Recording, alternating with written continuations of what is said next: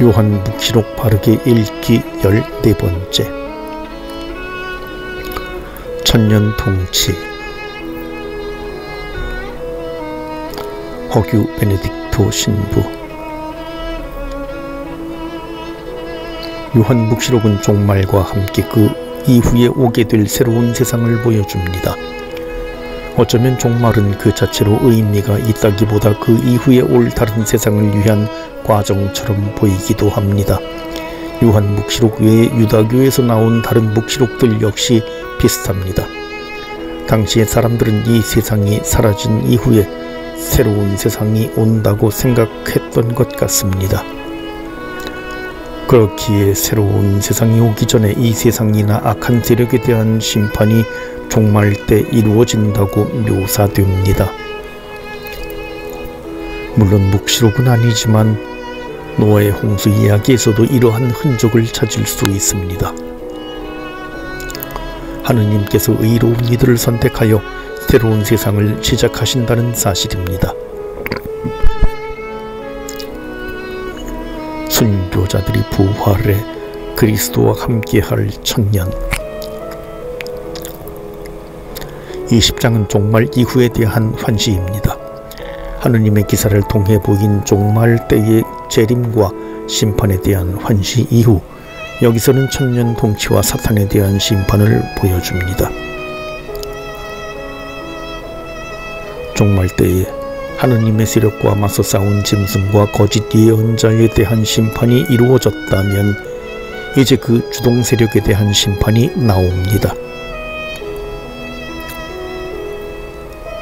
지하에 대한 권한을 가진 한 천사가 하늘에서 내려옵니다.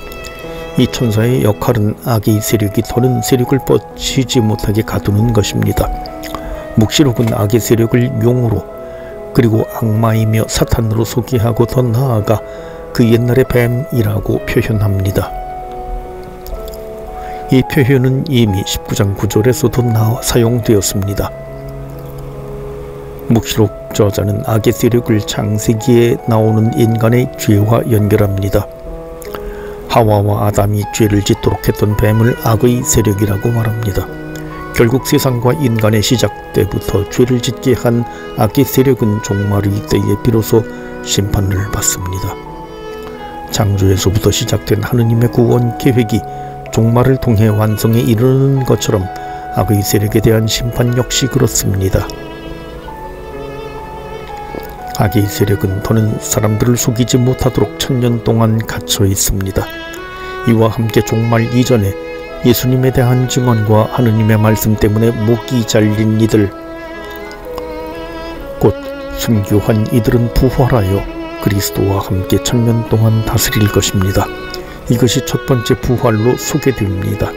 이 부활은 믿음 때문에 죽임을 당한 이들에게 국한되어 있습니다. 이것이 천년 통치입니다. 하느님의 뜻을 따라 살았던 다른 신앙인들은 천년에 걸친 이 통치 이후에 살아나 새롭게 창조된 세상에서 영원히 살 것입니다. 종말 마지막 심판. 요한 묵시록에서 보여주는 종말과 천년 통치 그리고 새로운 창조로 이어지는 내용은 종말과 그 이후에 벌어지는 일들에 대한 예언처럼 보이지는 않습니다. 달리 말해 이 환시의 목적은 종말 후에 반드시 이런 모습으로 사건이 진행된다는 것을 강조하는 데 있지 않습니다. 학자들은 천년 통치로 표현되는 중간 시기가 유다인들이 갖고 있던 기다림을 나타낸다고 이해합니다.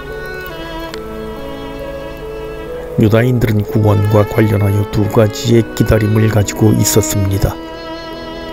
하나는 임금으로서의 메시아에 대한 기다림입니다. 유다인들에게 다윗 임금과 같은 메시아가 나타나 흩어진 이스라엘의 민족을 하나로 모으고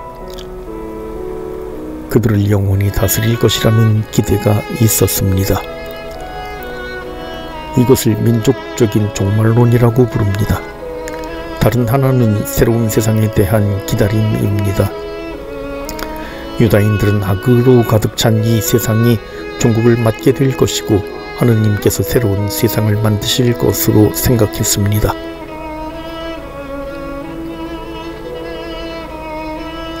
이러한 종말의 때에 하느님의 심판이 있을 것이며 이 심판을 통해 하느님은 의로운 이들을 선택하여 새로운 세상에서 살게 하실 것이라고 기대하였습니다.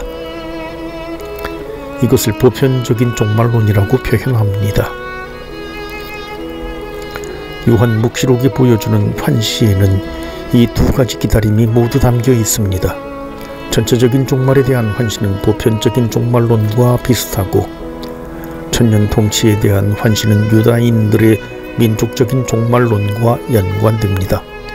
종말 이후에 나타나는 중간 시기는 메시아와 순교한 이들이 함께 다스릴 것이라는 유다인들의 기대에 부합합니다. 이 통치 기간이 지나면 사탄은 다시 풀려나고 심판을 받습니다. 이 기간 이후에 악의 세력은 영원 무궁토록 밤낮으로 고통을 받을 것입니다. 20장 11절부터 15절에서 마지막 심판이 묘사됩니다. 사람들은 생명의 책이 기록된 대로 자신들의 행실에 따라 심판을 받습니다. 이때에 선택받지 못한 이들은 죽음 이후에 다시 벌을 받습니다. 이것을 묵시록은 두 번째 죽음이라고 표현합니다. 이제 이들에게 더 이상의 가능성은 없습니다. 새로운 세상에 참여하여 영원히 하느님과 함께 사는 것도 기대할 수 없는 상태입니다.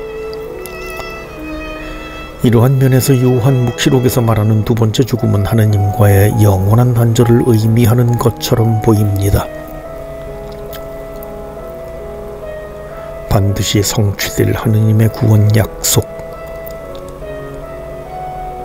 종말 천년의 통치, 마지막 심판으로 이어지는 요한 묵시록의 환시는 지금 교회에서 말하는 종말에 대한 가르침과는 차이가 있습니다.